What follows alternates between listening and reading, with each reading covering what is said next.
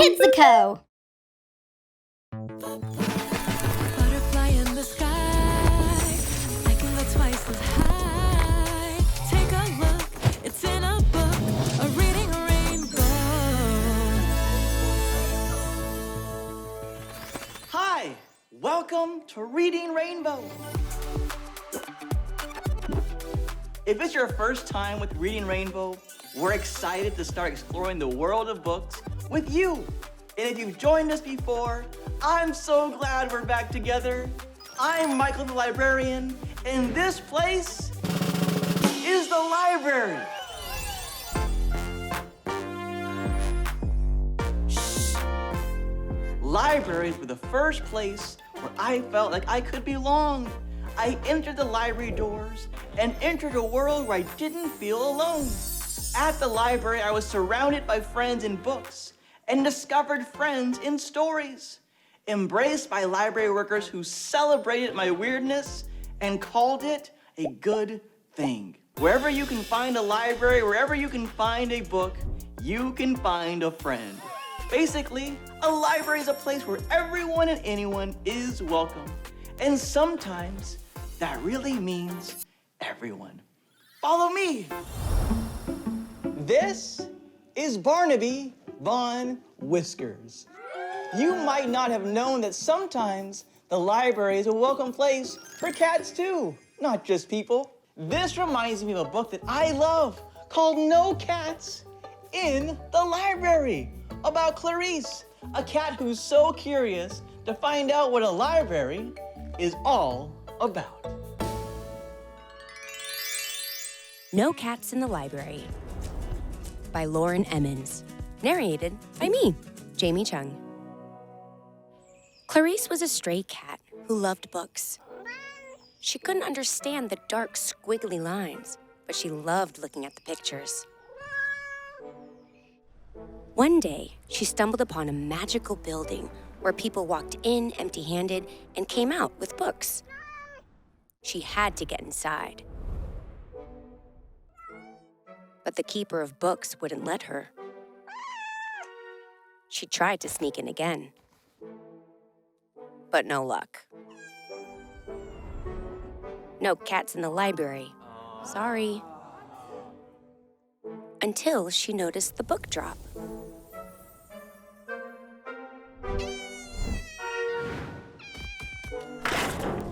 She was in. But to her dismay, all the books were full of those dark, squiggly lines. There were no pictures to be found anywhere. Why are words so hard?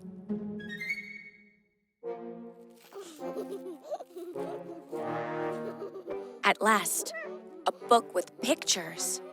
Oh, hi, kitty cat, said the girl. You want to read together? Okay, I'll try again. Clarice had never been read to before. It was amazing. As the girl read aloud, the dark, squiggly lines became words.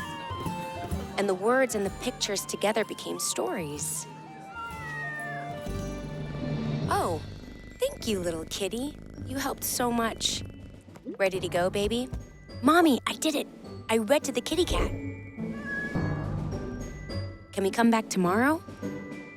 A read-aloud cat? Such a good idea. Clarice couldn't wait to find more children to read aloud to her. But the keeper of the books had found her. Read-aloud cats are welcome in the library. From then on, Clarice's new life in the library was wonderful. She got pets every day and met so many lovely people. She even became good friends with the keeper of the books. And best of all, every day was filled with stories. And that's No Cats in the Library. What did you think? I liked it. But Barnaby, he loved it. Let's see what you learned. And now it's time for a game of What Can You Remember? You got this. How did Clarice get into the library? A, walked in the front door. B, through the book drop. C. She wore human clothes. What could it be?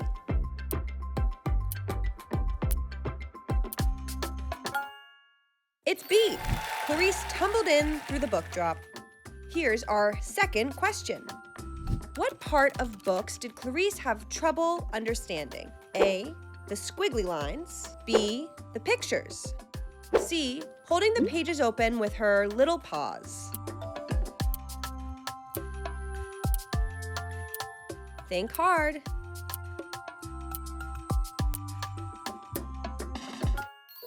It's A. Clarice couldn't figure out those little squiggly lines, so she couldn't read the words. Last question. What did the little girl do to make Clarice feel happy and welcomed? A. Gave her a little treat. B. Pretended to be a cat. C. Read to Clarice.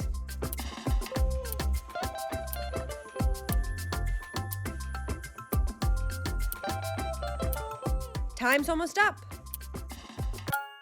It's C. Clarice loved being read to, and the little girl loved having someone to read to, too. Nice! Why do you think the little girl likes reading to Clarice? Do you have someone in your life that you like to read with? Maybe you can ask them to read something with you today. Or maybe you're looking for someone you like to read to. We'll see a fun and furry way to do just that.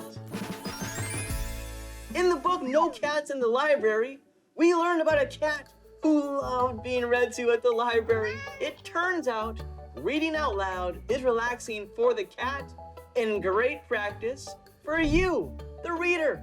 But it's not just Clarice the cat who likes being read to. There's probably a place where you can read to animals near where you live.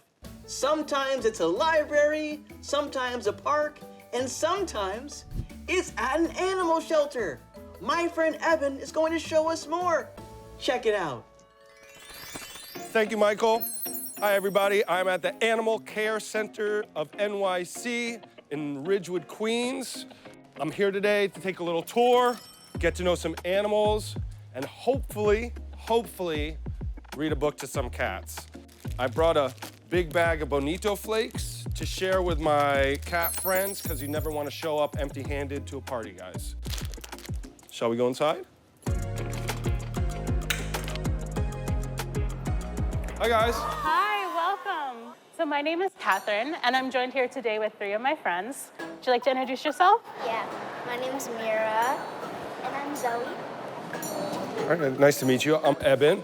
I have a cat. He's called Sunny. He loves Bonito Flakes, so I brought some. Maybe some of the cats here might like them, you think? Maybe? All right, so I would love to show you around, and we'll spend some time reading to our cats today. So you can follow me upstairs, and we'll start our tour. Do you guys have any pets? Our class pet, Turtle Truffle. Mm-hmm. All right, so first we can go visit our cats. So if you'll follow me, I'll bring you to our cat room, and I'll teach you all how to tell a cat that you love them. This is exciting. I'm excited. So this is one of our rooms where we have cats in our shelter. And again, at our shelter, we adopt out dogs, cats, guinea pigs, and rabbits. Yeah, a lot of times when people come into our shelter, they see the animals, they see the cats, they might wave to the cats or say hello to the cat. But have you ever had a cat speak back to you in English? No. Can you tell us how cats communicate? Yeah, so cats use body language. And often when a cat is in a good mood, their ears are up and facing forward. When a cat is feeling nervous or scared, their ears start to move back to the sides, kind of like airplane wings. When a cat is very angry, they put their ears flat on their heads. But when cats want to tell each other that they trust each other, that they love each other, that they're friends, they will slowly blink their eyes at each other. And to them, again, that means I trust you, I love you. So if you see a cat staring at you, slowly blink your eyes at them and see if they blink back. Because if they blink back, they're telling you that they love you too. And to our cats in the shelter, it's really comforting for them when you blink at them. It helps them to feel safe. We do have some cute kittens down there. Oh my goodness, those are cute. Oh my God. They're snuggling. Oh, look, this litter is named after mushrooms. You have morel, portobello, truffle, like your class turtle. So now that we've visited our cats, I will bring us over to visit our rabbits. And this room, I think, probably smells the best out of all the rooms in our shelter. About 90% of what rabbits eat is Timothy hay, and that's what we see inside their kennels, is all that Timothy hay. Why does their nose go like this? So that's how they're gaining information about the world around them. So some animals, like people, we tend to use our words, but rabbits and dogs and cats, they do experience their world a lot through their noses and their other senses too. All right, so next we're gonna head downstairs and we're gonna visit our dogs. Now friends, I do wanna warn you that our dogs get excited and they bark. And they bark. They might be jumping, they might be might barking. It might get loud in there. It might get stinky in there. With cats, I said it's okay to make eye contact and blink our eyes at them. With dogs, should you stare at a dog? No, they're gonna think it's threatening. They think it's threatening. So with our dogs, we can look at them, but we don't want to stare directly at them. If you feel uncomfortable, you can always step outside. This is sort of like the dog superhighway right here. Can definitely hear them already. Yep. So the first room that we have here are where our smaller dogs are. Not necessarily puppies, just small dogs. And then our long room here is where the big dogs are. I told you it got loud in here, right? No, they're great. So we took an amazing tour of the facility here, but now I think maybe it's time to meet a dog. Right? Hello. Hi. This is Miss Missy. If you want to step back, you can hit the latch and come right in. Okay. This is super sweetheart, Miss Missy. She's been waiting for her forever home for 445 days. 445 days she's been here. Correct. She is our longest stay currently. She prefers to be the only pet, but she is super sweet. Can I pet her? Friendly. Absolutely, Miss Missy. Hi, Miss Missy. Hi. Hi, girl. Oh, you are so sweet. We take in, 15,000 animals every single year, and the goal is to get homes for every single one of them. We actually refer to our dogs and all of our pets as boroughbreds because New York City's a melting pot, so I like our dogs that. are just part of the melting pot. I like that. Boroughbreds. Thank you so much. Of course, thank you so much. Are you Evan? Yes. Hi. Nice to see you guys. Yeah, so can you tell us what you do here? I'm with the Books and Boroughbreds program. I've started in 2019, so I've been doing this for a while. What we do here is we take a look at books and we read it to the animals to help socialize them. So when people are interested in adopting them, the animals are like a little more ready. Because some of the animals, when they come here, they're sort of not so social and sort of shy. Right. So I actually have an online Instagram account. I record my time with the animals to show the awareness and attention that they deserve. When you read a book to the animals, do you read to all of them? Well, I honestly specialize in larger dogs because I felt like when I started, not a lot of people pay as much attention to them. Is there a certain animal that you think shows the most effect after reading to them? Good question. That's a really good question. Honestly, they all show the same kind of behavior at different times. Should we give it a shot? Okay. Yeah? And we're just gonna remember quiet voices, slow movements. Hi, guys. Hi, Justin. Hi, June.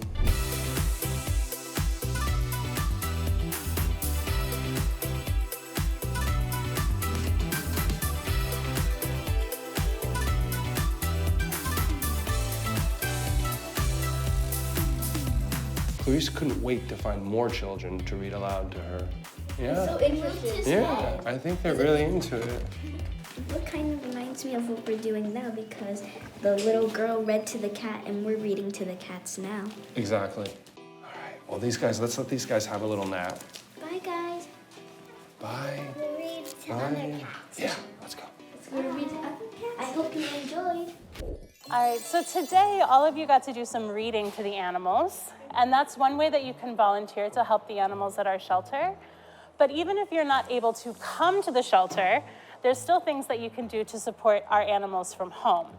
So we make cat toys out of some pretty basic supplies. We have pipe cleaners and feathers. If you want to take 2 pipe cleaners and twist them together, or 3 and braid them together. That's how I keep them stiff. To make it more strong. You don't want to poke yourself, and we don't want a cat to poke themselves either, right? So we cover it up. So exactly right, my friend. And now it's a very simple thing for us to make. That took me Can we have 2 10 seconds. But for a cat, now they get to pretend like this is a bug or a bird. And the really nice thing about the cat toys too is because in a shelter, animals don't always know what's going on. They don't always know why they're here. We can't explain to them what's happening. So sometimes they come to the shelter and they're frightened or they're stressed out. Because they don't know what's happening. They don't know what's happening. So it's not just our job at a shelter to make sure that they all have food and water and shelter. No, we care about them. It's our job to make them feel loved. Happy, healthy, and loved. Exactly. Just like how when you were reading today, by reading to the animals, you help get them used to being near new voices, new faces, and that helps our animals to build their confidence. That was amazing, right? Yeah. Yeah. Ton of fun. I hope you all had a good time today at the shelter. That's the best Saturday morning I've had in a long time. I can't wait to come back and read some more books. Thank you so much for having me. I'm gonna leave you. Thank you so much. Bonito. Our cats will be very grateful. I'm so grateful. Thanks for having me. Thank Have a you good day, so guys. much. Thank you. All right. Bye-bye. Bye-bye. Bye. That was so much fun. I hope you guys enjoyed that as much as I did. I'll definitely be back to read some more cats sometime. I hope you guys get a chance to read to some cats at an adoption center near you. Back to you, Michael. Thanks, Evan. That looks so fun. I'm trying to find a way to read to animals too. There's a Read to Animals event at the library in a few weeks. Wow! To all the Fidos and felines out there, get ready to be read to. But what if there aren't events like these near you? No cat, no problem. There are other ways to share reading. You can read to adults at a senior center, or read to a younger family member, like a cousin. Did you know that even reading to plants may actually help them grow? So next time you're at a library, check out a book to read to someone else or something else. And if you can't make it to a library, we've got a way you can make your own library. In the book, No Cats in the Library, we learned all about one cat's love of libraries. I can relate. Libraries are a place where whole worlds are shared through a book. There's something special about the moment you recommend a book to someone. It's a way to share a small part of your life. It's a way to say, I really like this, and from what I know about you, you're really gonna love this one too. That's a special experience because it says something about you. And it says you might know something about them. And that's just one reason why libraries are such magical places. Now, public libraries like the one I'm in are just one kind of library. You can actually build your own little library.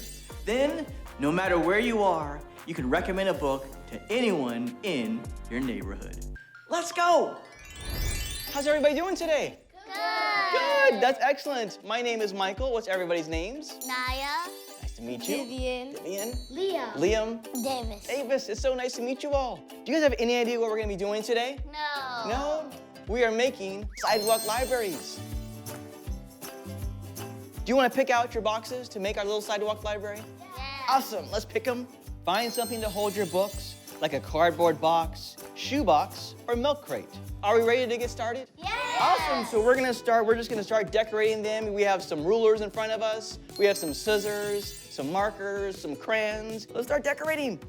Anybody can make a little sidewalk library. Even me, I am not a crafty person. You're about to find out. This is gonna be a fun challenge. I got this. Are you using specific colors or just picking them at random? Picking random. There you go, it's okay. You picking random? Yes, I am actually. Did you all know that there are more than just books at the library, at some libraries? Coupons. There are also bookmarks. Challenges you have to do. There's a lot of cool stuff. Yes, lots of libraries have summer reading challenges, so you can challenge yourself. You're all signed up? Museums. Yes, museum passes. parks passes, manga, graphic novels, movies, TV shows. They have all kinds of stuff. They do. And you get to just be exactly who you are at the library, in a place that's safe, in a place where you belong. Do you guys have any idea how many libraries are in the entire world? No, but I probably think it's 1,375, but I probably think it's infinity now, because more and more libraries are being built. Currently, last time I checked, there are 2.8 million libraries in the entire world. Can you believe that? Whoa. I know. And we are each making a little sidewalk library, so there's at least 4 more added to that number. It's a lot of books. I'm not sure if these sidewalk libraries count because, well, they're not big like other libraries. They're not big. Well, you know what? A library doesn't have to be big to be a library. A library just has to be a place where people come together. Access is something that a lot of people don't have when it comes to libraries. So we're saying, you know what? You may not be able to get to the public library, but they can find these sidewalk libraries that we're making right now, and they can get you a book. And that's what a library is. It's a place where you can get your books. All right, now it's time to talk to an expert. And today, since we're talking about libraries, I'm the expert. I'm a librarian. Do you have any questions about libraries? When did libraries first begin? You know what? That is actually a surprisingly complicated question. But libraries, for the most part, started in the 1800s. So many years ago. That's a long time ago. So how many books are in like a library? You know what? That is a good question. I don't know the exact answer to that. I often tell people when they ask me that exact question, most libraries, even the littlest public library, probably has at least 10,000 different books in the actual system. But there are some libraries who are even bigger, like the Library of Congress, where they have hundreds of thousands of books. I have a question. Why do always libraries need to be quiet? Ooh, I love this question so very much. I think it's probably my most favorite question that people ask. Are we being very quiet right now making our little sidewalk libraries? No. No, you know what? And that's perfectly okay because we're having fun and libraries are places of joy. And sometimes when we're having joy, we make a little bit of noise. That's okay. Every library day is different. So libraries used to be quiet all the time, but now we're okay with a little bit of noise. Yay! Do you have any idea who's gonna be the first person to borrow a book from your library? Yeah. Who do you think it's gonna be? You. Me? I would love to be the first person to borrow a book from your library. This is my library. My name of the library is Leah's Wakanyada Library. Beautiful, great job. Has anybody else named their library quite yet? I named mine Naya's Out of This World Library. Oh, man. Mine is kind of just basic. It's just called Vivian's Library. Hey, that's beautiful. That's all it is. People are gonna remember it. Davis? Since mine is just a box, I called mine a David's Library box. Hey, you know what? We're gonna remember it. It's not just a box. Now it's your very own library for all your books for your whole neighborhood. Are we ready for the most important part of our little sidewalk library? Yes. Awesome. We're gonna pick out the books for our library. Are you ready? Yes. So I have some books for us all. I'll let you all pick the books first because it's only fair. All right, and we'll let you guys pick them out one at a time. There you go. There's yours, the elephant. You are enough. Oh, too big for yours? Okay, let's go maybe with this one. Perfect fit. I'll try that one. You want to try this one too? Place your library in a safe spot where people can find it and ask an adult if it's okay. I think I'm either gonna put mine close to my neighborhood. You're gonna put it there, you make sure that the books are available to swap out. Very cool, I love it. Wonderful job, you all. You made some beautiful little sidewalk libraries. Thank you for being with us today. Wow, we built new libraries for you to check out. And remember, if you're building one of your own, make sure you do it with a responsible grown-up. And if you can't build your own library, you can still do a book swap with friends. Gather books you're willing to give away and either share with friends or set up a table in your neighborhood like a lemonade stand where anyone can come by and pick up a book. A library can be almost anything, and that's pretty special too. For more info about little libraries, your grown-up can find out more online. A big part of building our own library was identifying which books we wanted to share with others and why. Take the book we read, No Cats in the Library. One of my favorite things about that book was seeing that cat sneak around the library, trying not to get caught. It's so fun when books take an animal we know and drop them into a place we know they're not supposed to be. So our friends at West Orange Public Library picked a few more books for you that do just that. You gotta hear it from them. I recommend the book Number 5 Bubblegum Street. There's a lot going on inside the building of Bubblegum Street. All the animals live in an apartment building.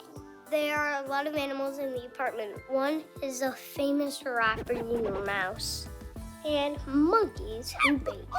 My favorite character is the hippo. He's a funny snorer. Every evening they gather on the roof and have a party. The book shows how people can live in one place and get along. My favorite part of the book is when the owl pecked the hippo on his head because his face was really surprised. I'd give this book 17 stars because it was so funny. I think you should read Number 5 Bubblegum Street. I recommend the book Rescuing Rumba. This book is about a homeless dog from the Dominican Republic. A little girl named Megan finds a dog And she falls in love. The dad came and then gave the dog some bacon. And he's like, I'm friends with you now. And then that's when they named her Rumba. She really wants to take the dog home with her. So they called animal rescues, all of them, but all the spaces were out. So they decided to take the dog home with them. But you have to read to find out how. I like the book because she's licking her face at the end, and it's really cute. I give this book 5 stars because first I come from the Dominican Republic, and it's a good story. So I gave it 5 stars. Take it from me, Aryan. It's excellent. I think you should read John T. Gen 2. I think the book is about someone trying to find their home and finding friends along the way. John T. wanted to break out of the zoo because he wanted to get to the South Pole.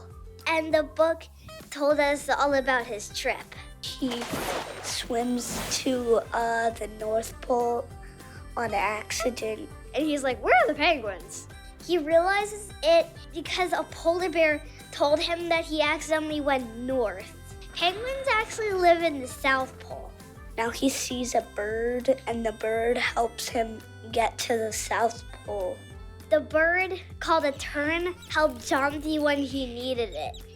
I would give it 2,000 stars. Take it from me, Dory. You don't want to miss this book. Thanks so much for hanging out with me at the library today. We got to read No Cats in the Library. We saw our friends read to a cat in an animal shelter.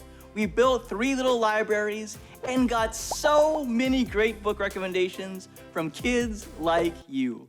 We've got plenty more books still to come and plenty more episodes to share. So make sure to follow the rainbow. See you next time. I love books.